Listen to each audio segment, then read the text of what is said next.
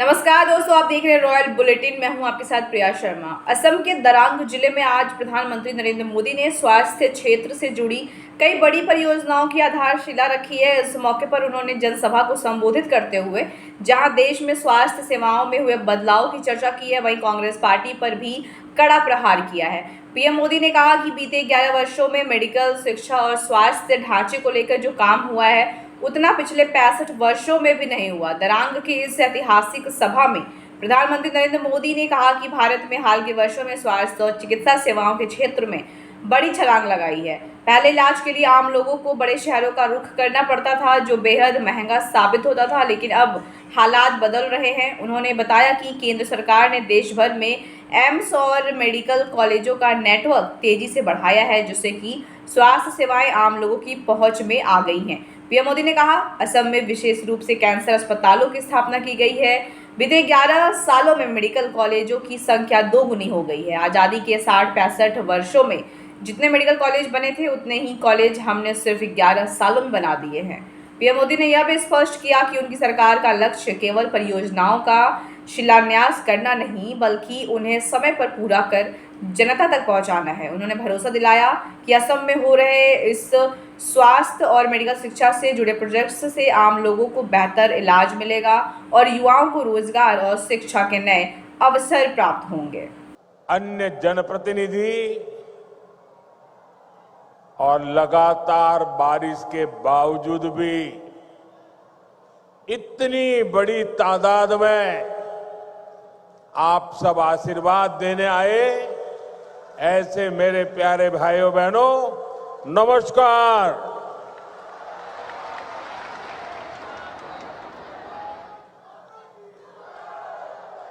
अहोमार विकास यात्रार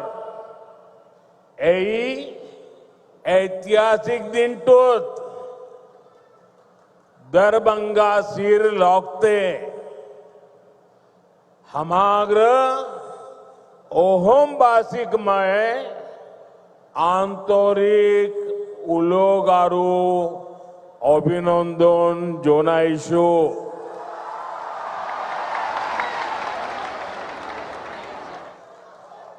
साथियों, ऑपरेशन सिंदूर के बाद कल मेरा पहली बार आसाम आना हुआ है। मां कामाख्या के आशीर्वाद से ऑपरेशन सिंदूर को जबरदस्त सफलता मिली। इसलिए आज मां कामाख्या की इस धरती पर आकर एक अलग ही पुण्य अनुभव हो रहा है और ये भी सोचने में सुहागा है कि इस क्षेत्र में आज जन्माष्टमी मनाई जा रही है। तो आप सबके बीच जन्माष्टमी के पावन पर्व पर आप सबको भी बहुत बहुत शुभकामनाएं देता हूं। और लाल किले से मैंने कहा था, चक्रधारी मोहन को याद किया था, श्री कृष्ण को याद किया था और मैंने भविष्य की सुरक्षा नीति में एक सुदर्शन चक्र की कल्पना को लोगों के सामने रखा है। साथियों, हमारा ये मंगलदोई तो वो स्थान है जहां संस्कृति की त्रिवेणी, इतिहास के गौरव और भविष्य की आशा, सबका संगम एक साथ होता है। ये क्षेत्र असम की पहचान का भी केंद्र बिंदु है। प्रेरणा और पराक्रम से भरी इस भूमि पर आप सभी जनता जनार्दन के दर्शन करने का सौभाग्य पाकर मैं धन्य हूं। भाइयों और बहनों, कुछ दिन पहले ही हमने भारत रत्न सुधा कंठो भूपेन हजारी जी का जन्मदिवस मनाया है।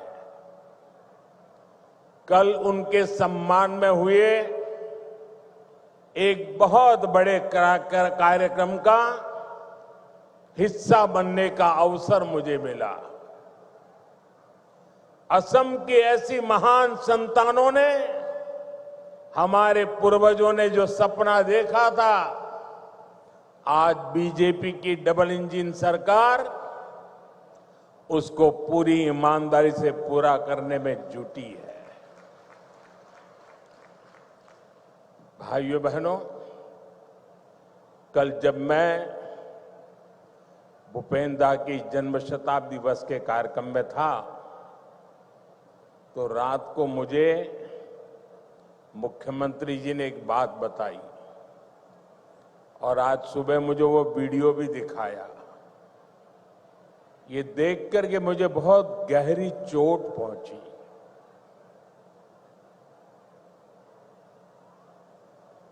कांग्रेस पार्टी के अध्यक्ष का बयान उन्होंने मुझे दिखाया।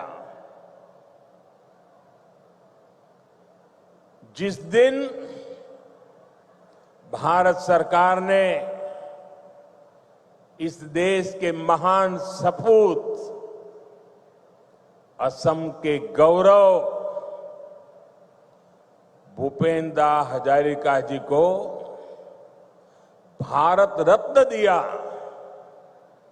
उस दिन कांग्रेस पार्टी के अध्यक्ष ने बयान दिया था।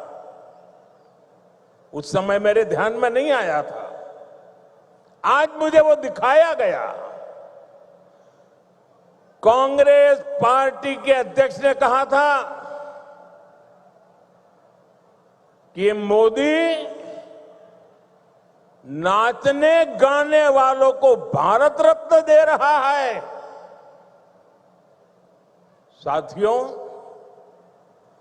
1962 में चाइना के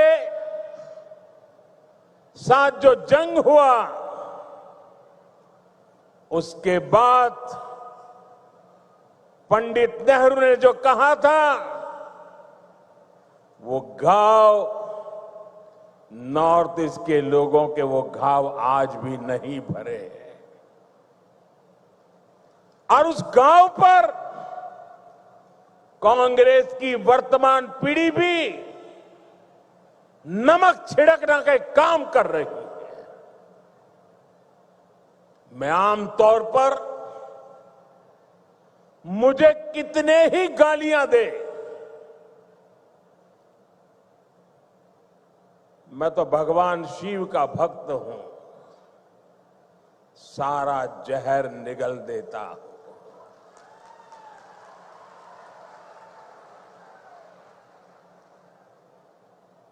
लेकिन बेशर्मी के साथ जब किसी और का अपमान होता है तो मुझसे रहा नहीं जाता है। आप मुझे बताइए, भूपेन दा को भारत रत्न देने का मेरा निर्णय सही है कि नहीं है?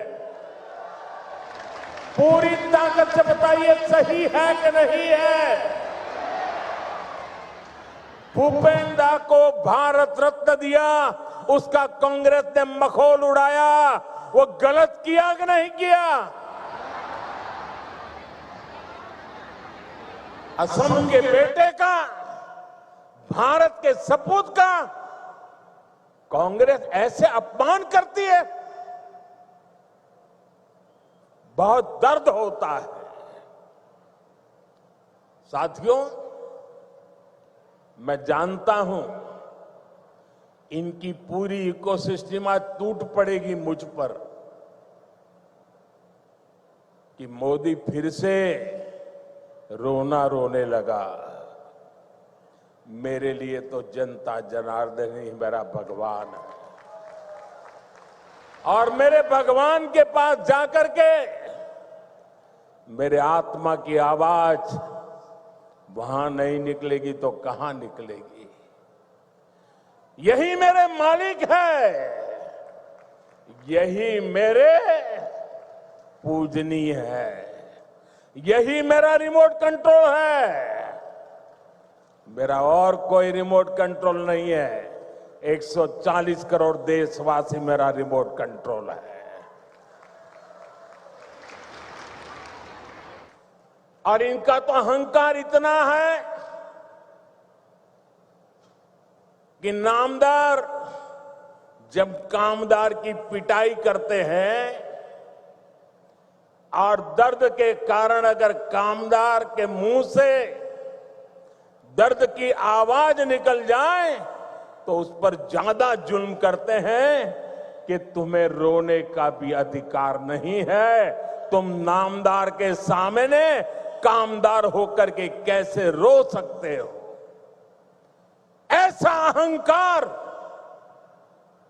सार्वजनिक जीवन में शोभा नहीं देता है। असम के लोगों ने, देश के लोगों ने, संगीत प्रेमी लोगों ने, कला प्रेमी लोगों ने, भारत की आत्मा के लिए जी जान लगाने वाले लोगों ने कांग्रेस से जवाब मांगना चाहिए कि आपने भूपेंद्र का अपमान क्यों किया। भाइयों बहनों, असम की सांस्कृतिक विरासत का सम्मान, संरक्षण और असम का तेज विकास, ये डबल इंजन सरकार की प्राथमिकता रही है। जरा एसपीजी के लोग, कोई भाई वो चित्र बना के लाए हैं, वो शायद देना चाहते हैं। जो चित्र बना के लाए हैं उनसे मेरी प्रार्थना है कि आप पीछे अपना नाम पता लिख लीजिए। मैं जरूर आपको चिट्ठी लिखूंगा। बहुत सुंदर तस्वीर आपने मेरी मां की तस्वीर भी बनाई है। असम का ये प्यार मैं कभी भूल नहीं सकता हूं। वो एक नौजवान कब से एक गमोछा लेकर के खड़ा है, वो भी ले लीजिए। मेरे लिए तो ये जन्माष्टमी का प्रसाद है। आसाम की कोई गरीब मां ने ये गमोछा बनाया होगा। बहुत बहुत धन्यवाद भैया, आपके इस प्रसाद के लिए मैं आपका बहुत आभारी हूं। मुझे मिल जाएगा, दे दीजिए भैया, मिल जाएगा। मैं बहुत आभारी हूं आपका। एक और भी ले लीजिए, शायद वो हेमंता को देना चाहता है, हेमंता को देना चाहता है।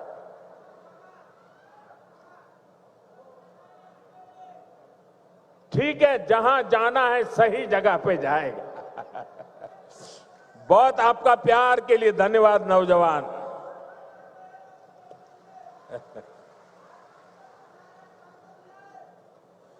देखिए, काफी बच्चे कुछ चित्र बना के लाए, जरा ले लो भाई। इतना प्यार बरसा रहे हैं लोग। ये छोटे छोटे बालक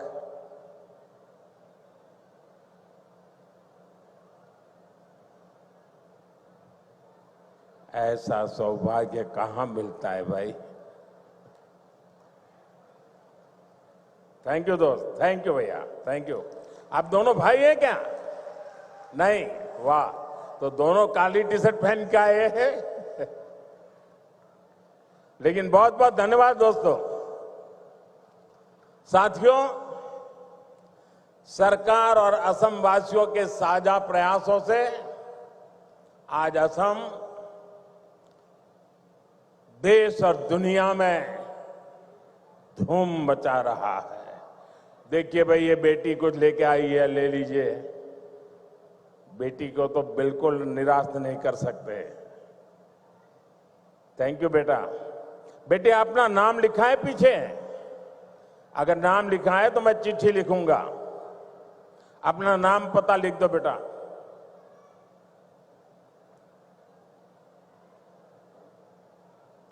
साथियों, आज भारत दुनिया का सबसे तेजी से ग्रो करने वाला देश है।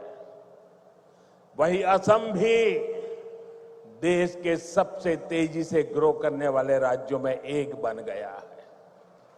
एक समय था जब असम विकास में पिछड़ा हुआ था, देश के साथ कदम ताल नहीं कर पा रहा था, लेकिन आज असम करीब करीब 13% की ग्रोथ रेट से आगे बढ़ रहा है। बेटा बहुत बहुत धन्यवाद। साथियों, 30% ग्रोथ, 13% ग्रोथ, ये बहुत बड़ी अचीवमेंट है। ये आपकी अचीवमेंट है। हो जाए ताली आज आपके नाम पर। हमारे नाम पर तो आप बहुत तालियां बजाते हैं। मैं आज आपके पसीने पर ताली बजाना चाहता हूं।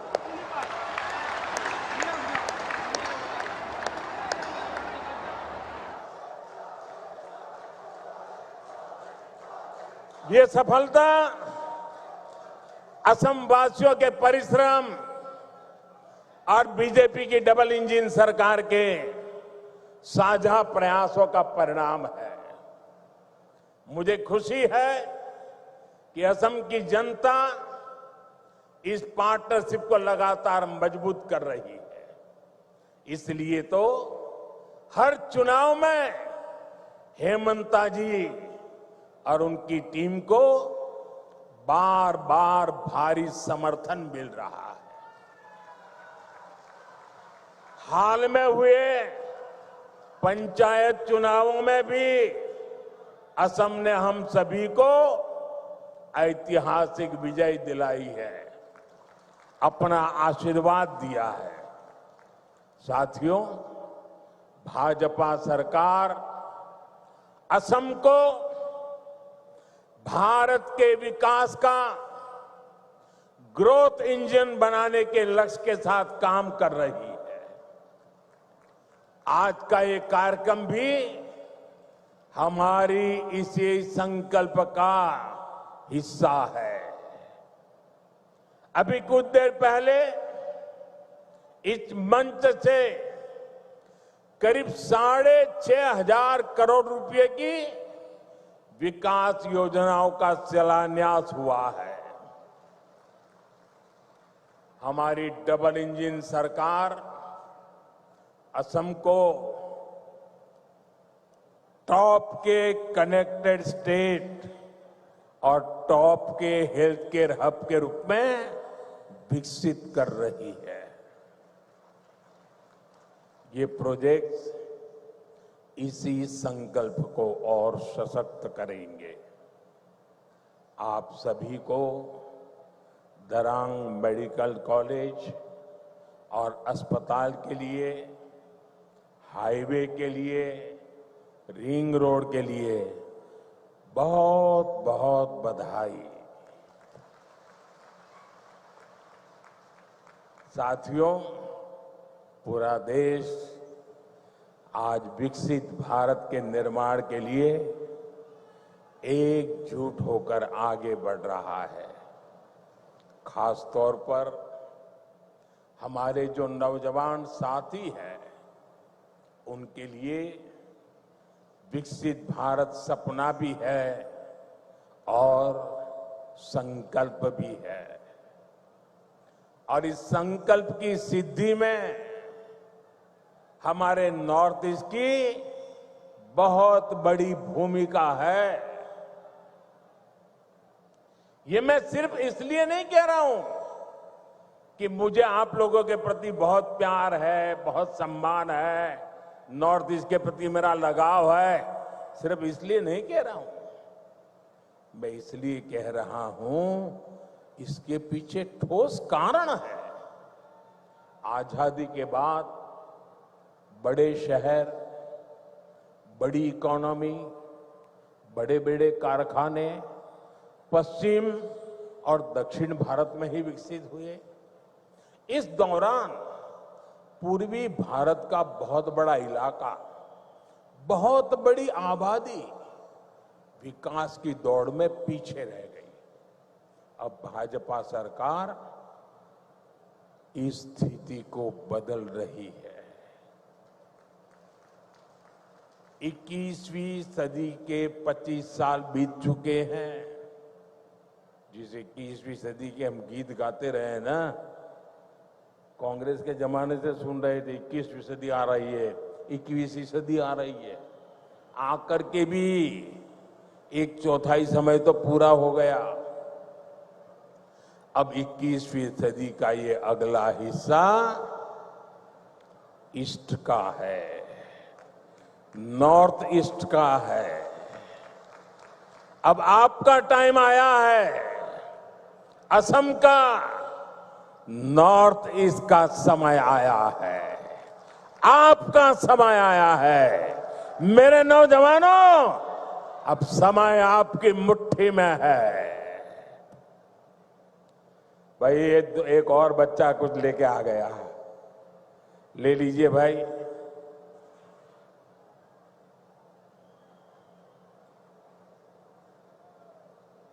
अब ये लोग भी मेरी मुसीबत जान लेते हैं। मां का चित्र लेके आते हैं तो मन करता है बस ले लूं।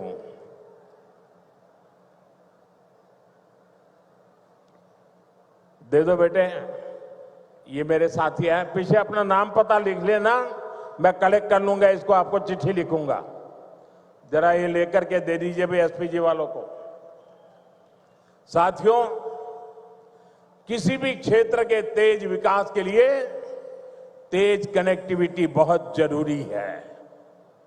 इसलिए हमारी सरकार का बहुत अधिक फोकस नॉर्थ ईस्ट में कनेक्टिविटी पर रहा है।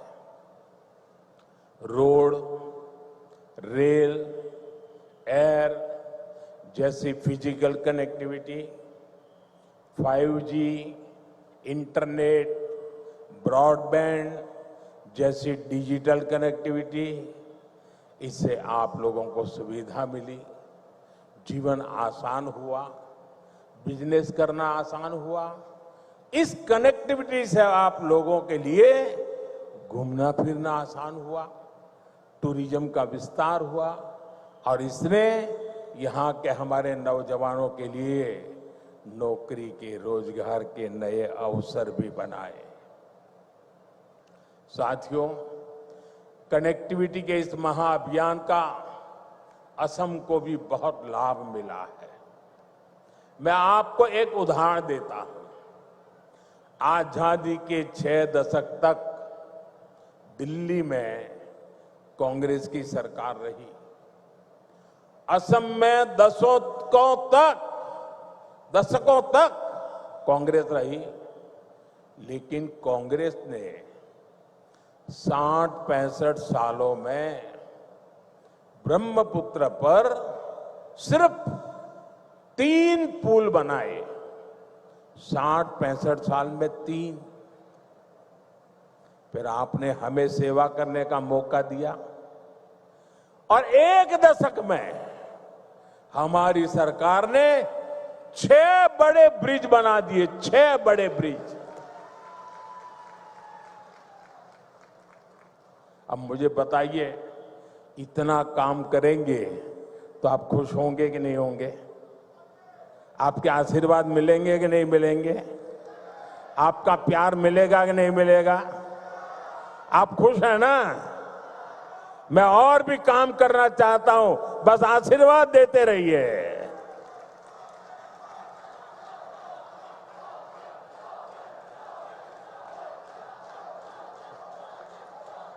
आज भी कुरवा नारंगी ब्रिज का शिलान्यास हुआ है।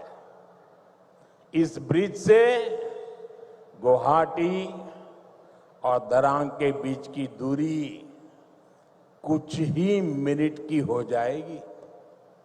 इससे आम लोगों के समय और पैसे की बचत होगी, ट्रांसपोर्टेशन सस्ता होगा, टाइम कम लगेगा, ट्रैफिक की परेशानियां कम होगी और इसके कारण कीमतें भी कम होती है। साथियों, नई रिंग रोड से आपको बहुत फायदा होगा। जब ये बन जाएगी तो ऊपरी आसाम की तरफ जाने वाली गाड़ियों को शहर में आने की जरूरत ही नहीं पड़ेगी। ये ring road 5 national highway, 2 state highway, 1 airport, 3 railway station और 1 इनलैंड वाटर टर्मिनल को आपस में जोड़ने का काम करेगा। यानी असम में पहली बार सीमलेस मल्टी मॉडल कनेक्टिविटी का पूरा नेटवर्क होनेगा। ये है डबल इंजन की बीजेपी सरकार का विकास का मॉडल। साथियों, हम आज की नहीं बल्कि अगले 25-50 साल की जरूरतों के मुताबिक देश को तैयार कर रहे हैं, क्योंकि 2047 जब आजादी के 100 साल होंगे ना, विकसित भारत बना के रहना है दोस्तों। आपके लिए बनाना है, आपके बच्चों के लिए बनाना है, नौजवानों के उज्जवल भविष्य के लिए बनाना है। इसी कड़ी में मैंने लाल किले से घोषणा की थी कि अब जीएसटी में नेक्स्ट जनरेशन रिफॉर्म होगा। आज मैं इस रिफॉर्म की खुशखबरी के साथ आपके बीच आया हूं। आज से ठीक 9 दिन के बाद नवरात्रि का पहला दिन होगा। जीएसटी की दरें बहुत कम हो जाएगी और इससे असम के, देश के हर परिवार को फायदा होगा। रोजमर्रा की बहुत सारी चीजें और सस्ती हो जाएगी। हमने सीमेंट पर टैक्स कम किया है। इसके लिए जिसको घर बनाना है उसका खर्चा कम होगा। कैंसर जैसी अनेक गंभीर बीमारियों की अनेक महंगी दवाएं सस्ती हो जाएगी। बीमा कराना सस्ता हो जाएगा और जिस नौजवानों को मोटरसाइकिल लेनी है, नई कार खरीदनी है, वो भी सस्ती हो जाएगी। आजकल आप देखते होंगे मोटर कंपनियों में ऐसी होड़ मची है, एडवर्टाइजमेंट दे रहे हैं 60,000 कम, 80,000 कम, 1 लाख रुपया कम, लगातार इससे जुड़े विज्ञापन दे रहे हैं। यानी माताएं बहनें हो, नौजवान हो, किसान हो, दुकानदार हो, सबका फायदा होने वाला है। ये फैसला आपके त्योहारों की चमक और बढ़ाने वाला है। साथियों, इन त्योहारों में आपको मेरी एक बात भी ध्यान रखनी है। मैं अपनी बात बताऊं? मैं मेरी बात बताऊं? आप कहो तो बताऊं?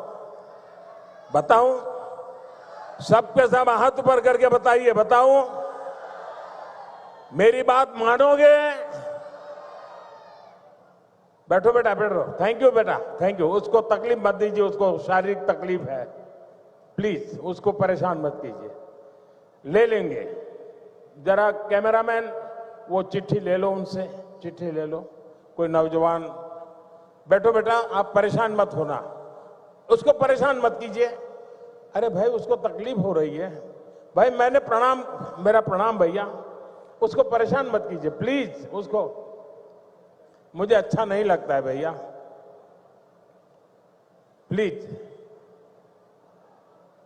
आप यहां तक आए, शरीर को इतना कष्ट देकर के आए, मैं आपका आभारी हूं।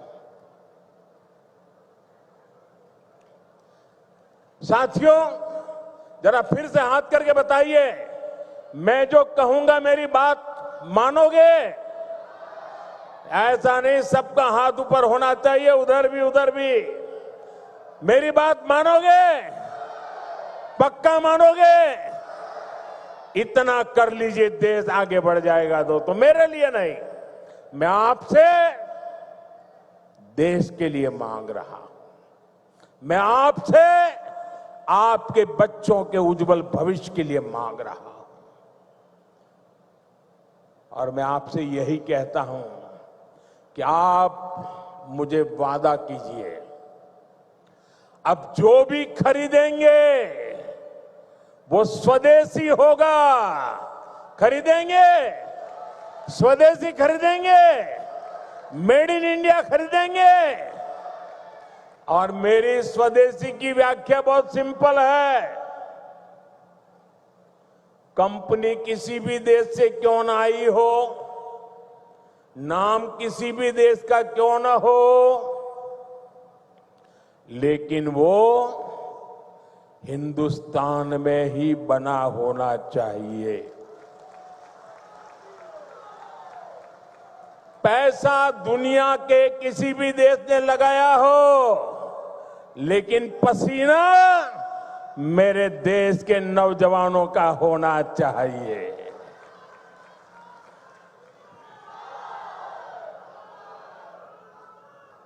उस जो भी मेड इन इंडिया होगा, उसमें मेरे भारत की मिट्टी की महक होनी चाहिए। ऐसा सामान खरीदेंगे रे, खरीदेंगे रे? जरा हाथ ऊपर करके बताइए, खरीदेंगे? सबके साथ जोर से बताइए, खरीदेंगे? जोर से बताइए, खरीदेंगे? किसी को गिफ्ट देना है तो स्वदेशी देंगे। और जो दुकानदार माल बेचता है, मैं उसको कहना चाहता हूं, दुकान पे बोर्ड लगाइए। लगाएंगे? अपने गांव की हर दुकान पे बोर्ड लगाएंगे।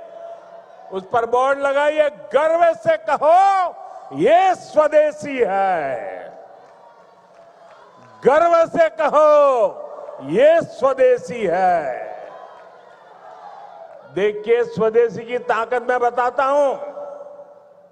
करीब 50 साल पहले की बात है। मैं कन्याकुमारी में कुछ समय के लिए वहां रहता था, और ये गमोथा कितने ही सालों से मेरे साथ होता है। मेरी बैग में भी 3-4 होते ही होते हैं। तो ऐसे ही मैं कन्याकुमारी में एक गमोछा ऐसे लगा के घूम रहा था, तो दूर से कुछ लोग दौड़ के आए और मुझे नमस्ते करके पकड़ा। बोले, आप आसाम से हैं? मैंने कहा, नहीं, मैं तो गुजरात से हूं। नहीं, बोले, गमोछा देखा ना, इसलिए आपको हमने पकड़ा।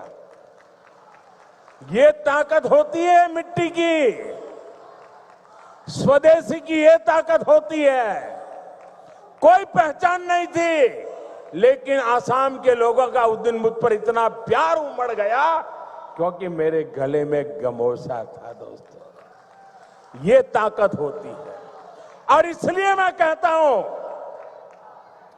आप मुझे वादा करिए, हम स्वदेशी खरीदेंगे। वोकल फॉर लोकल, लोकल के लिए वोकल हो, इसके लिए हम सबका प्रयास देश को मजबूत करेगा।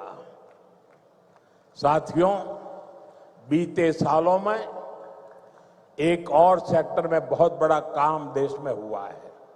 ये सेक्टर है हेल्थ केयर का, आरोग्य का।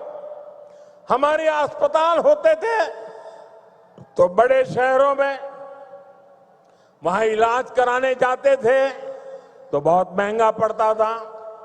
हमने एम्स का, मेडिकल कॉलेजों का नेटवर्क देश के कोने कोने तक फैला दिया। अब बैठिए भैया, मुझे अब अपने बोलने दीजिए।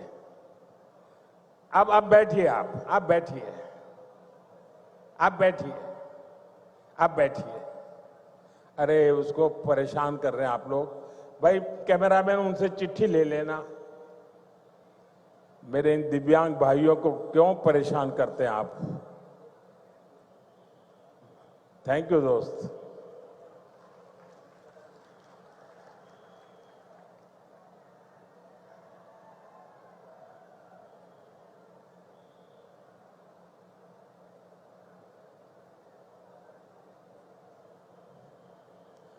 यहां असम में तो विशेष तौर पर कैंसर के हॉस्पिटल भी बनाए गए। बीते 11 वर्षों के दौरान भारत में मेडिकल कॉलेजों की संख्या दोगुनी हो गई है। यानी आजादी के 60-65 सालों में जितने मेडिकल कॉलेज बने, उतने हमने बीते 11 वर्षों में बनाए हैं। बताइए, 60-70 साल में जो काम हुआ है ना, वो हमने 10-11 साल में कर दिया है दोस्तों। यहां असम में भी 2014 से पहले सिर्फ 6 मेडिकल कॉलेज थे। अब जब दरांग में मेडिकल कॉलेज भी बनकर तैयार हो जाएगा तो यहां 24 मेडिकल हो जाएंगे, मेडिकल कॉलेज हो जाएंगे। आपको भी पता है, जब मेडिकल कॉलेज बनता है तो इलाज की बेहतर व्यवस्था बनने के साथ ही ज्यादा से ज्यादा नौजवानों को डॉक्टर बनने का भी अवसर मिलता है। पहले मेडिकल सीटों की कमी की वजह से बहुत बड़ी संख्या में हमारे युवा डॉक्टर नहीं बन पाते थे। बीते 11 साल में देश में मेडिकल सीटों की संख्या 2 गुने से ज्यादा हो गई है। इतना ही नहीं, हमने एक और लक्ष्य रखा है। आने वाले 4-5 सालों में हम मेडिकल की 1 लाख नई सीटें जोड़ने जा रहे हैं। 1 लाख नई सीटें, 1 लाख नौजवानों को डॉक्टर बनाएंगे। साथियों, ये हम ऐसे काम करते हैं, अगर इस देश में 3 करोड़ लखपति दादे बनाने का काम करते हैं तो 1 लाख नए डॉक्टर बनाने का भी काम करते हैं। साथियों, असम देशभक्तों की भूमि है। विदेशी आक्रांताओं से देश की रक्षा हो या फिर आजादी की लड़ाई में बलिदान हो, असम की भूमिका बहुत बड़ी है। पथरू घाट का किसान सत्याग्रह देश भला कैसे भूल सकता है? वो ऐतिहासिक स्थान यहां से ज्यादा दूर नहीं है। आज जब मैं बलिदानियों की ऐसी पावन भूमि पर खड़ा हूं तो कांग्रेस की एक और करतूत से पर्दा फटाना जरूरी है। कांग्रेस अपनी राजनीति के लिए हर ऐसे व्यक्ति, हर ऐसे विचार के साथ खड़ी होती है जो भारत विरोधी हो। अभी ऑपरेशन सिंदूर के दौरान भी हमने यही देखा। जब कांग्रेस सत्ता में थी तो पूरा देश आतंक से लहूलुहान होता था, कांग्रेस चुपचाप खड़ी रहती थी। आज हमारी सेना ऑपरेशन सिंदूर करती है, पाकिस्तान के कोने कोने में आतंक के आकाओं को उखाड़ फेंकती है, लेकिन कांग्रेस देश की सेना के बजाय पाकिस्तान की सेना के साथ खड़ी हो जाती है। कांग्रेस के लोग हमारी सेना के बजाय आतंकियों को पालने वालों के एजेंडे को आगे बढ़ाते हैं। पाकिस्तान का झूठ कांग्रेस का एजेंडा बन जाता है। इसलिए आपको कांग्रेस से हमेशा सतर्क रहना है। साथियों, कांग्रेस के लिए अपने वोट बैंक का हित ही सबसे बड़ा है। कांग्रेस देश हित की कभी परवाह नहीं करती। आज कांग्रेस देश विरोधियों की, घुसपैठियों की भी बहुत बड़ी रक्षक बन चुकी है। कांग्रेस जब सत्ता में थी तो घुसपैठ को बढ़ावा देती थी। और कांग्रेस चाहती है कि इस घुसपैठिए हमेशा के लिए भारत में ही बस जाए और भारत का भविष्य घुसपैठिए तय करे। एक समय में मंगलदोई ने असम की पहचान बचाने के लिए अवैध घुसपैठ के खिलाफ बहुत बड़ा आंदोलन देखा है, लेकिन पहले की कांग्रेस सरकार ने आप लोगों को इसकी भी सजा दी है, आपसे इसका बदला लिया है। कांग्रेस ने यहां जमीन पर अवैध कब्जे होने दिए, हमारे आस्था के स्थानों पर हमारे किसानों के, आदिवासियों के हक की जमीन पर डाका डाला। बीजेपी एनडीए सरकार बनने के बाद अब उन स्थितियों को बदला जा रहा है, यहां के अवैध कब्जों को हटाया जा रहा है। हेमंता जी के नेतृत्व में असम में लाखों बीघा जमीन घुसपैठियों से मुक्त की जा चुकी है। दरांग जिले में भी बहुत बड़ी जमीन से कब्जा हटाया गया है। यहां गोरूखुंटी इलाके में कांग्रेस के समय घुसपैठियों का कब्जा था, आज वो जमीन वापस ले जा चुकी है। अब वहां किसानों के लिए गोरूखुंटी कृषि परियोजना चल रही है। वहां के नौजवान अब कृषि सैनिक बनकर खेती कर रहे हैं। सरसों, मक्का, उड़द, तिल, कद्दू सब कुछ वही उग रहा है। यानी जो जमीन कभी घुसपैठियों के कब्जे में थी, आज वही जमीन असम के कृषि विकास का नया केंद्र बन गई है।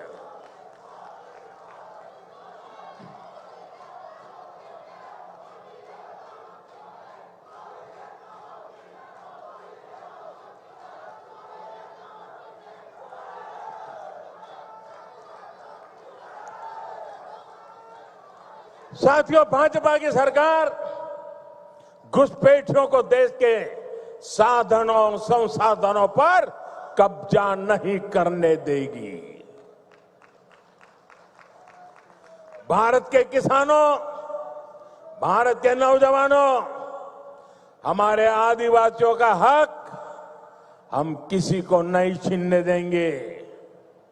ये घुसपैठिए हमारी माताओं, बहनों, बेटियों के साथ अत्याचार करते हैं, ये नहीं होने दिया जाएगा।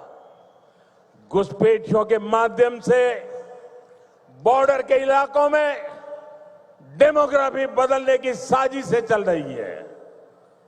ये राष्ट्रीय सुरक्षा के लिए बहुत बड़ा खतरा है।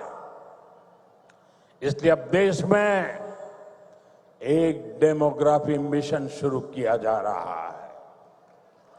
भाजपा का लक्ष्य है घुसपैठियों से देश को बचाएंगे, घुसपैठियों से देश को मुक्ति दिलाएंगे।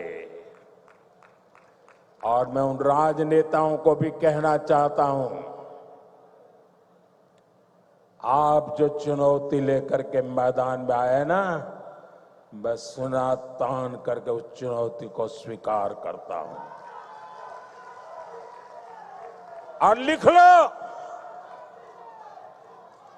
मैं देखता हूं घुसपैठियों को बचाने में तुम कितनी ताकत लगाते हो और घुसपैठियों को हटाने में हम कैसे अपना जीवन लगा देते हैं। हो जाए मुकाबला। घुसपैठियों को बचाने के लिए निकले हुए लोगों को भुगतना पड़ेगा। मेरे शब्द सुन के रखो, ये देश उनको माफ नहीं करेगा। साथियों, असम की विरासत को बचाना, असम का तेज विकास करना, इसके लिए हमें मिलकर काम करना है। हमें असम को, नॉर्थ ईस्ट को विकसित भारत का ग्रोथ इंजन बनाना है। एक बार फिर विकास परियोजनाओं के लिए आप सभी को मैं शुभकामनाएं देता हूं। मेरे साथ बोलिए, भारत माता की। दोनों हाथ ऊपर करके पूरी ताकत से निकालनी चाहिए आवाज। भारत माता की, भारत माता की, भारत माता की, भारत माता की, भारत माता की। बहुत बहुत धन्यवाद। हर न्यूज अपडेट के लिए सब्सक्राइब करें रॉयल बुलेटिन।